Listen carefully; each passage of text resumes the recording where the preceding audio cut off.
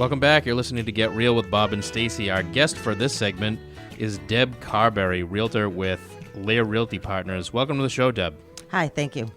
So we asked you on today to talk to us a little bit about the market you serve. You cover pretty much all of the Merrimack Valley? Yes, that's correct. Can you tell us what's going on in that market? Is it as crazy as the rest of the state right now? It seems like there's really no place left where you can actually find inventory and get a decent price. It is as crazy as every place else right now. Really? Very limited inventory. Prices are going up. Multiple offer situations. Really? And how about Lawrence? I used to actually live in Lawrence. That's where my first house was. And I was working on the North Shore at the time, and I went out as far as Lawrence because that was where it was affordable.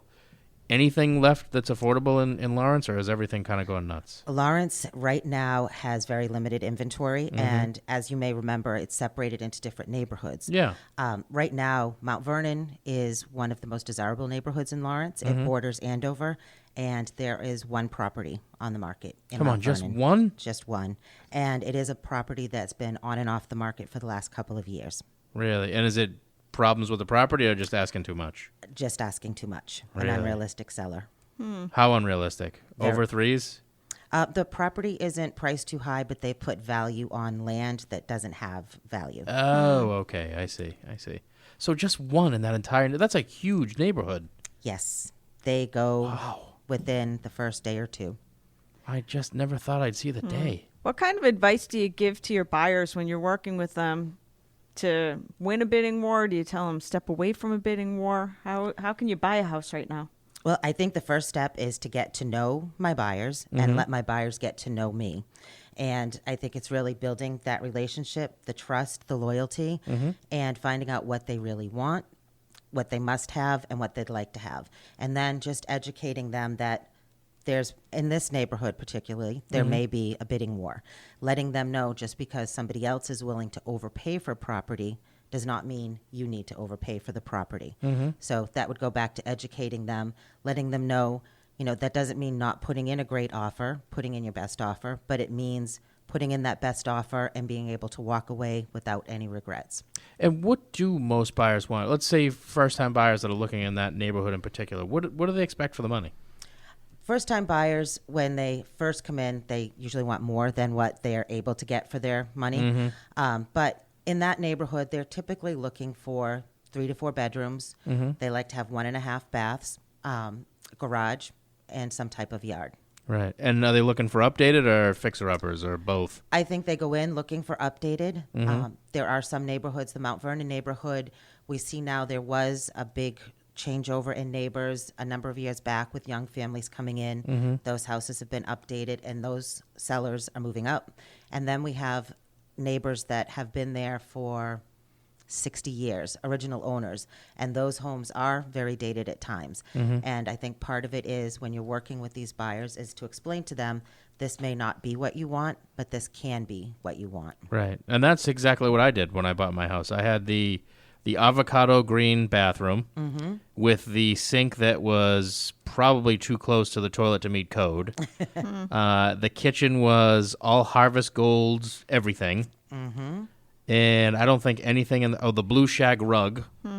3 inches thick. Yeah. I mean, I don't think anything was updated from, the time it was built in the 50s. But, I went in, I saw the potential, and I made it my own. And I ended up selling it for, a nice profit a few years later because the market was picking up quite a bit. Yep. But I never envisioned it getting as crazy as it's getting now. It definitely is. And, sometimes we'll go out and look at a few houses, and a buyer may see a house that has been updated, has been fixed up. Then you'll see one that maybe was freshly painted, new shower curtain, new curtains, so it looks pretty. And then you'll see the avocado and gold. And, just looking at the prices, letting them know the paint, the shower curtain and the curtains is really not worth $75,000. No. With the $75,000 that they're asking, if you put that into this gold and greenhouse, Right. you're going to do a lot better. Right. Nice. Now, you talked about different neighborhoods. What about the multifamily section of Lawrence? Because there's a ton of multifamily stock in the city, right? There's a ton of multifamilies in Lawrence, primarily in the north side of the city. But there are not a ton on the market right now. One situation, I had a multifamily on the market, which is closing tomorrow, We listed it market price, Mm-hmm. and we had group showings because of tenants to take their time into consideration. And the first 2 days, we had 70 showings. Wow. 70. 70. 70. That's 70 nuts. showings. That's ridiculous. can't Those get poor by tenants. that. They're Yes. like, I just want to have dinner. And Seriously. there's people coming through the house. That's when I bought pizza because Yes. these tenants were awesome. Wow, that's awesome. 70. Where do you find parking for 70 people in Lawrence to see a multifamily? I mean, they weren't all there at the exact same time. So Yeah. it was Friday from 4 to 7, and then I was there all day on most of the day On Saturday. on Saturday. Yeah. So 70 buyers came through in 2 days. That's crazy. I remember back, not even that long ago, like a few years ago, you couldn't get 7 people to show up if you were giving away sandwiches and pizza. I know. 70. That's mind-boggling. That's crazy. Now, the people that are buying it, are they buying them to live in them mostly, or are they flipping them? This person is going to be living in the property and having the other units help with the mortgage payment. Well, you know what? That brings up another good point. What are the rents doing? Because we're talking about the prices getting crazy, but is it because the rents are going the same way? The rents are definitely going up because there's a shortage of rental properties. So right now, that's definitely adding into the prices. So this, first-time buyers right now, and I reach out to the rental market a lot, they can own a house for less than what they're paying for rent. So right now, for a 2-bedroom is probably $1,200 to $1,500. Even with so it's cheaper to buy, even with the crazy prices that we're seeing right now. It's cheaper to buy. 12 to $1,500 for rent. Yes. Wow. So, when you think about it, Yeah. if there's a buyer doing an FHA or a mass housing loan and they need 3% down, that's first month, last month, and security deposit. Right. And then your payment is going to be less than your rent. And when you're paying rent, you are paying mortgage. It's Right. just not yours. Right. So it doesn't make sense to rent. Well, that's what we used to tell people, even going back a couple of years ago. If you couldn't swing the payment on a condo or a single family, a great way to get started is to buy a multifamily. But now it seems like that's getting tough. So you can get into a condo or a single family now, though. And there's That's true. great That's lending true. programs available. That's true. Wow, I still can't get over it. 70 people. And that's just baffling. based on the time of year, people can use their tax refund as down payment. That's correct? true. That's another good thing. Yeah. Yep. That's one of the ways we source a deposit. Yep. It's a So- good way to get into your first home too. So what about people that are interested in Andover? Like, what are starting prices? Can someone buy a house for, say, $300,000 in Andover? You can get into Andover right around the 300 price range, but you're not going to get your dream home. You're going to get the home that is needing quite a bit of updating. There was a property recently on the market in Andover in that price range that had been gutted out, brought down to the studs. So you would need special financing. So it's a specific buyer that would be looking at that. I'm sorry. So it's 300,000, but it had been gutted. Not gutted in rehab, just gutted for 300,000. Wow. Oh, Different geez. market. Yes, yeah, it is. Yes. Well, you know what? It's crazy. It actually seems like it's every market now. I mean, it used to be, even going back a couple of years ago, everything else was getting pricey, but you could still go to the cities. You could go to Lawrence, you could go to Lowell, you could go to the outskirts of Boston, Chelsea, Everett, Revere. Now it seems like there is no place left to go that's not getting expensive. No, the prices are going up. And that's really what I try to educate my buyers. Even if they're not my buyers, I try to educate these people that will call in. Find someone that you trust, that you can work with, that you can get to know, that they can get to know you, because you need somebody that you're loyal to and is loyal to you. Right. Because when something comes on, you don't want to be calling around to different agents. You want to have your agent who's going to advise you and take you and help you get the home that's right for you. Right. And also, I think you need to find somebody that understands the area. So, like, take a city like Lawrence. You need somebody that understands, like, there's a reason why that 2-family is $150,000 and this one's $365,000. Right. Like, Exactly. you have to understand the neighborhoods. Right. And I do think too often buyers select some real estate agent online Yeah. who has, like, no idea what the area is, Right. and ends up taking them to show them that $150,000 2-family that's in a dangerous section of the city. Right. So, Yeah, I mean, and that goes for sellers as well. Last year, I had a property where we had multiple offers come in, and then the appraisal came back too low. And I said, oh, no, I'm very familiar with the market. I asked the appraiser for the appraisal report. And when it came in, I saw that he had used comps from a different neighborhood and from over a year ago, which they typically don't do. Right. And he said, well, I couldn't find anything comparable. And at that time I said, well, I can help you. And I was able to send him the comps. And Wow. his response was, I wish I had called you first. Wow. My response was, me too. Wow. That's interesting. Before I forget, I want to give out your contact info, Deb. If you're looking to buy or sell anywhere in the Merrimack Valley, give Deb Carberry a call at 978-697-1558. Again, it's 978-697-1558. Going back to Lawrence for just a second, who are the types of people? What are the typical buyers that are moving into the city now? Is it people that have just been pushed out of every other city due to prices? Or is there a reason that people are moving to Lawrence? Well, I work a lot in the Mount Vernon neighborhood. That neighborhood seems to be a neighborhood that people who grew up there, their family still lives there, and they're coming back. So you have young families moving back, they grew up there, or you have young families who maybe thought they were going to move into Andover, don't want to get into that house that's down to the studs. So you're very close to the Andover line, and this neighborhood's very close to 93, 495. You've got that there. And then you have, last year I worked with a number of downsizers where this is a convenient location for them. A couple of them actually moved from Andover to Lawrence. Really?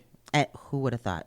And, it's an absolutely beautiful, wonderful neighborhood. Yeah. The neighbors know each other, look out for each other. Yep. I actually live in Mount Vernon. I come home from work and neighbors will leave me baskets of vegetables from their garden. That's great. Wow. I mean, they send you birthday cards, thinking of you cards. It's just a great neighborhood that I wish more people knew about. Right. I did live there for a few years, and I absolutely loved it. It was a great place to live. So why don't we talk, too, about Methuen versus Lawrence? You're saying that Mount Vernon is in such demand now that the prices are almost eclipsing or are eclipsing Methuen? Methuen, parts of Methuen, and Yeah. it depends on what you're looking at. If you want to look on the golf course in Methuen, Yeah. that's 700,000 plus. Right. So that's not going to compare. But if you're looking at ranches, capes, split levels, then a lot of times Mount Vernon may be more. Wow. That's impressive. I wanted to talk for a second about Deb and some of the community stuff she does. We definitely have to have her come back in the fall because she has a Someone Cares package program that she's been doing for the last few years. Share for the listeners what your Someone Cares package party is all about. So this, we're going into our 5th year. It's a grassroots effort. Hopefully soon I will have it set up as a nonprofit. The Someone Cares package party is something that started completely accidentally. I had a gentleman approach me asking me for money and wasn't comfortable opening my wallet. He just wanted a bottle of water, so I gave it to him and thought, well, that was easy. And I probably could have given him something else because I could see his appreciation. That night, I went home and asked some friends on Facebook if they'd like to come to my house the following Sunday, put some packages together. And I had to move it out a couple of weeks and ask a friend that owns a local establishment if I could use space because I had more people coming, and we put together over 200. Wow. And in the past 4 years, we've connected with the Lazarus House and other shelters in the neighborhood, in the city. And we are now doing thousands each year. We have an annual event in the fall where all strictly by donations and volunteers, we put together care packages with snacks, toiletries, hats, gloves, socks, and we deliver those to different shelters, and we also deliver them directly to people in need, some sadly living on the streets. Wow. It's good It's thing awesome. there's people out there like you doing that sort of stuff. That's great to hear. And it's awesome to watch because every time I've gone since the beginning, and basically you have hundreds of people that all get together in a room and they kind of all just figure out what their job needs to be. And within a couple of hours, all the packages are done, the place is cleaned up, and everybody's off. Wow. So it's It pretty is cool. the best part about this is the number of amazing people because I feel like I don't do anything anymore. It's everybody else. And it was just all these amazing, wonderful people that just wanted something to do, and now they have it. And they actually contact me. When are we doing it? When are we doing it? Wow. It's awesome. That's great. Yeah, it's Good for really you. great. Good for And you. it's awesome just to have the ability to give out, because a lot of the people that come to the event take a bunch of the packages and leave them in your car. So if somebody does ask for money, you can say, here, I'll give you a package instead. That's pretty cool. That's a great idea. Yeah. Great idea. I'm going to give out your contact info again. If you're listening right now and you're thinking about buying or selling anywhere in the Merrimack Valley, you want to give Deb Carberry with Lair Realty Partners a call. The number is 978-697-1558. Again, the number is 978-697-1558. We've only got about a minute left. Can you give the people listening an idea? If you have one piece of advice to give very quickly, how do you prep them to buy? What's the one thing that they need to know before they go out there? To find an agent that they are loyal to, that they trust, that they like. Many different personalities, many great agents. Find an agent and work closely with that agent, and that agent will guide you through the entire process. Right. So just don't go online to the listing that you're looking at and pick that person. Like, actually put some time into it. And don't choose 7 agents, because Exactly. then none of them are going to work for you. Like, find the one, be loyal, and they'll find you the deal that you're looking for. If an agent doesn't know you, they can't help you. So stick with that one agent, let that agent get to know you, and let that agent help you. Great advice. Thanks for being with us on the show today, Deb. Thanks for having me. We're going to take a quick break for some commercials. We'll be back with more after this.